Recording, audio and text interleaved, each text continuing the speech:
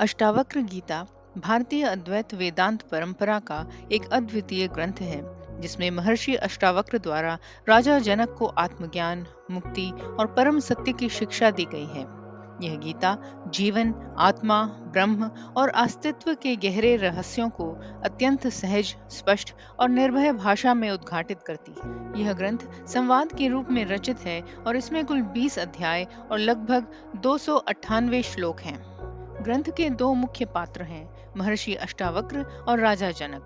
महर्षि अष्टावक्र एक विलक्षण ऋषि हैं, जिनका शरीर 8 स्थानों से टेढ़ा था। इस कारण नाम पड़ा अष्टावक्र, लेकिन उनका ज्ञान अत्यंत गहन, निर्भय और मुक्त था। दूसरे हैं राजा जनक, एक ज्ञानी और राजधर्म में स्थित राजा, जो मुक्ति प्राप्ति की उत्कंठा से अष्टावक्र के शरण में आते हैं। अष्टावक्र गीता में कोई धार्मिक कर्मकांड या पूजा पद्धति नहीं बताई गई है। इसमें सीधे आत्मा की पहचान कराने वाले गहरे वचन हैं। यह संपूर्ण ग्रंथ निर्भीक ज्ञान की पराकाष्ठा है, जहाँ न नैतिकता का आग्रह है, न धार्मिक डर। जो व्यक्ति आत्मज्ञान और आंतरिक मुक्ति चाहता है, उसके लिए यह ग्रंथ अत्यंत उपयोगी है। यह आपको भीतर की चुप्पी, साक्षी भाव और अहंकार से मुक्ति की ओर ले जाता है। यह जीवन के मूल प्रश्न मैं कौन हूँ का सीधा उत्तर देता है। अष्टावक्र गीता न तो किसी धर्म का प्रचार करती है, न किसी बाहरी साधना की बात। यह केवल एक आंतरिक जागृति की ओर संकेत करती है। जिन्हें सत्य की प्यास है, यह गीता उनके लिए शुद्ध अमृत के समान है। यह एक मौन ज्ञान है, जहाँ शब्द केवल संकेत हैं और अंत में केवल मैं हूँ बचता है। ग्रंथ की भूमिका कुछ इस तरह से है। एक बार राजा जनक ने भ्रमण के समय राह में अष्टावक्र जी को आते हुए देखा।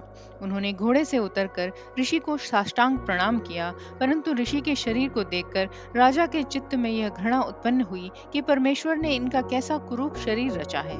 ऋषि के शरीर में 8 कुंभ थे। इसी के कारण उनका शरीर देखने में कुरूप प्रतीत होता था, और जब वे चलते थे तो उनका शरीर 8 अंगों से वक्र यानी टेढ़ा हो जाता था। इसी कारण उनके पिता ने उनका नाम अष्टावक्र रखा था। वे आत्मज्ञान में बड़े निपुण थे और योग विद्या में भी बहुत चतुर थे। एवं उन्होंने अपनी विद्या के बल से राजा के चित्त की घृणा को जान लिया, और उन्होंने उस राजा को उत्तम अधिकारी जानकर कहा, हे राजन, आत्मा का शरीर के साथ कोई संबंध नहीं है, क्योंकि आत्मा निरअवयव है और शरीर सअवयव है। आत्मा नित्य है और शरीर अनित्य है। शरीर के वक्र आदि धर्म आत्मा में कदापि नहीं आ सकते। अतएव हे राजन, ज्ञानवान को आत्म दृष्टि रहती है और अज्ञानी की चर्म दृष्टि रहती है। इस कारण तू चर्म दृष्टि को त्याग करके आत्म दृष्टि को ग्रहण कर, तब तेरे चित्त से घृणा दूर हो जाएगी। हे राजन, चर्म दृष्टि से अज्ञानी देखते हैं, ज्ञानवान नहीं देखते। ऋषि के अमृत रूपी वचनों को सुन के राजा के मन में आत्मज्ञान के प्राप्त होने की इच्छा उत्पन्न हुई। अतएव राजा ने ऋषि से प्रार्थना की, हे भगवान, आप मेरे घर को पवित्र कीजिए और कुछ दिन वहां पर रहिए, तथा मेरे चित्त के संदेहों को दूर करके मुझमें भी आत्मदृष्टि को उत्पन्न कीजिए। तदनुसार ऋषि जी ने राजा की प्रार्थना को स्वीकार किया और राजा के साथ आ गए।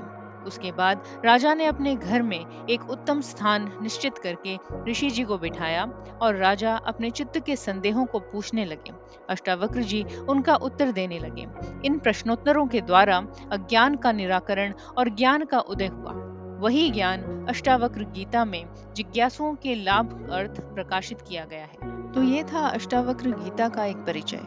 ग्रंथ की इस अनुक्रमित श्रृंखला में प्रत्येक श्लोक का विश्लेषण आपके लिए लाने का हमारा प्रयास रहेगा। उम्मीद है आप इस यात्रा में हमारे साथ बने रहेंगे। आप देख रहे हैं सुनो और सुनते ही रहो, हमारा चैनल पुरातन ग्रंथों को सरल भाषा में आप तक पहुंचाने का एक प्रयास है। कृपया चैनल को सब्सक्राइब कीजिए और हमारे साथ जुड़िए। हम हिंदू धर्म ग्रंथों, साहित्य और इतिहास में से प्रेरणादायक कथाएं आपके लिए लाते रहते हैं।